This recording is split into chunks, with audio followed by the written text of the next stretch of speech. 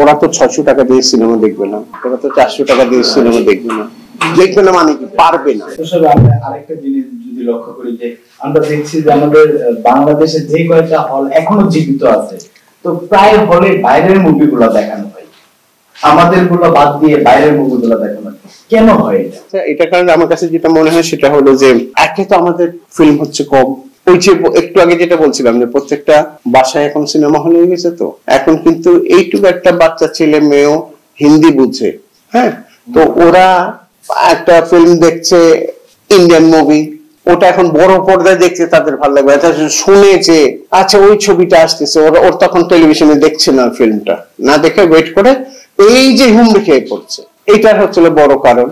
আমাদের হলে পাচ্ছি না কারণ আমাদের হলের দর্শক নাই।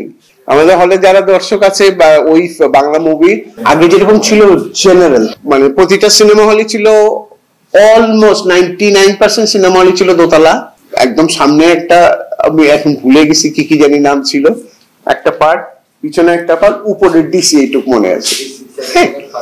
তো ওইখানকার ওই যে দর্শকগুলো, ওই দর্শকগুলো কই?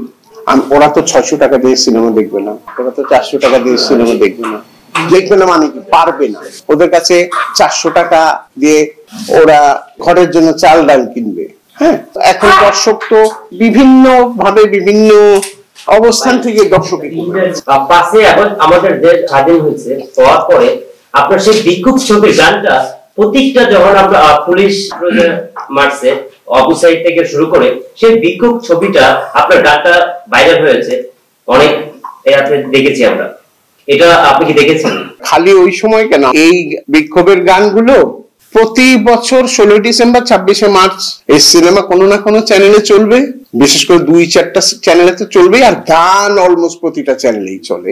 তো 5 তারিখের পরে আমার এই গানটা বেশি ইয়ে হয়ে গেছিল, সেটার সাথে পরিস্থিতিরও একটা মিল কিছুটা ছিল। কয়েকদিন আগে আমি একটা ইন্টারভিউতে বলছিলাম যে এটা শুধু এই 5ই আগস্ট না, ছাত্র আন্দোলন কিন্তু বরাবর সফল, 52 সাল থেকে আমাদের জন্মের আগের থেকে আমরা দেখে আসছি।